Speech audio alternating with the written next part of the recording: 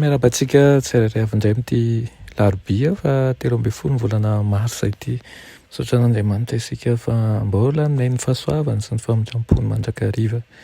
Alohan'ny dirantsika ny amin'ny mofinainana io dia hivavaka isika. Ry Tompo Andriamanitra eo mbola velom-pisaoranao izahay fa mbola nomena an'izao fotoana izao indray ahafahanay mandray ny fahasoavanao. Tianay raha hialoha lalana anay amin'ny zavatra rehetra ianao. Ary ianao koa fa nampianatra anay mahakasika an'izany. Tianay raha nanana fifandraisana vaovao tsaratsara kokoa hatrany izay miaraka aminao. Ary ihany koa hanana fanandramana vaovao. Mitenena rehefa fononkandrainao izahay. Anaran'i Jesosy. Amen. Lohateny mofinainantsika androany dia manao hoe tena ilaina ny fiovam-po. Nalaina amin'ny Jaona 7:7. Manao hoe Jesosy namaly ka nanao taminy hoe lazaiko aminao marina dia marina tokoa raha tsy hateraka indray ny olona dia tsy mahazo mahita ny fanjakan'Andriamanitra. Amen. Nitana toeram-pitokisana ambony tao amin'ny firenena Jiosy i Nikodemosy. Tahaka ny hafa ihany koa dia voakidikitiky ny fampianaran'i Jesosy izy. Latsaka lalina tao am-pony ireo lesona avy amin'ny molotry ny mpamonjy ka naniry ny ahalala bebe kokoa ny momba an'ireo fahamarinana mahagaga izy. Nanatona ny tompo Nikodemosy mba hiady hevitra aminy. Nefa nasehon'i Jesosy nianjaanja ireo foto-kevitry ny fahamarinana. Koa izy tamin'i Nikodemosy hoe tsy fahalalana ara-tsaina no ilainao mihoatra noho ny fanavaozana ra-panahy. Tsy ilainao ny hahafa-po ny fitiavanao halala zavatra fa ny hanana fo vaovao izany no ilainao. Tsy maintsy mandray fiainam-baovao avy any ambony ianao alohan'ny azahoanao mankasitraka ny zavatra any an-danitra. Ny fiasa mahomby ny fanahy masina ihany no azahoana ny fiovam-po aseho ny fahateraham-baovao. Manosy-botanana amin'ny fanan'Andriamanitra ny avonavona. Manosy-botanana amin'ny fanan'Andriamanitra ny fitiavan-tena.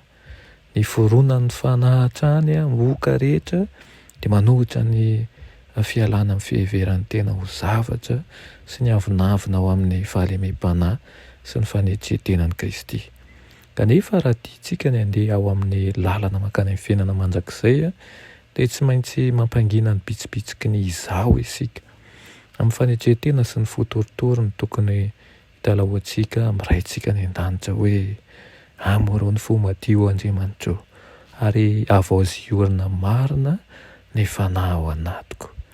Rehefa mandray ny fahazavan'ny lanitra isika ary miara-miasa amin'ireo anjeran'ny lanitra dia ateraka indray ary afaka amin'ny fahalotoan'ny fahotana noho ny herin'i Kristy. Miasa ho amin'ny fanovana tanteraka ny toetran'ny olombelona ny hery lehibe ny fanahy masina ka mahatonga azy voary vaovao ao amin'ny Kristy Jesosy. Maneho ny fitiavan'ny mpamonjy ny teny sy ny asa atao. Tsy misy ny fiadiana azo ny toerana ambony indrindra. Manjaka ny fandavan-tena voasoratra ao amin'ny teny ambara sy ny asa atao rehetra ny anaran'i Jesosy. Dia tahaka ny Nikodemosy ihany koa isika antsoin'i Jesosy handray azy hamela ny zahotsika ny mombantsika rehetra, ny diplômantsika, ny traikefantsika rehetra, ny mety ho zavatra haintsika sy fifehantsika, heverintsika fa voafehintsika ary manantona an'i Jesosy mba hovaina ireo azo tamin'ny fahalovana ka amboleny zavatra anankiray izay azahoantsika ny fiainana mandrakizay. Iriko izany ho tanteraka aminao anio dia ny fanahy masina ny hiasa eo amin'ny fiainanao. Amen. Iranay tsara indrindra ny-danitro mbola misaotra anao izay ny amin'ny teninao izay nomenao anay anio. Misaotra satria dia tsy mamela anay ao anatin'ny fahotana ianao fa noforoninao tokoa izahay andova amin'ny fiainana mandrakizay ary tenao hanavao ny zavatra rehetra miaraka aminao. Meteza ianao hiasa ao am-ponay tsirairay avy. Meteza ianao hamboly fanetretena ao anatinay sy fitiavana ka tsy izay intsony ny velona fa ianao ny velona ao anatinay. Anaran'i Jesosy. Amen.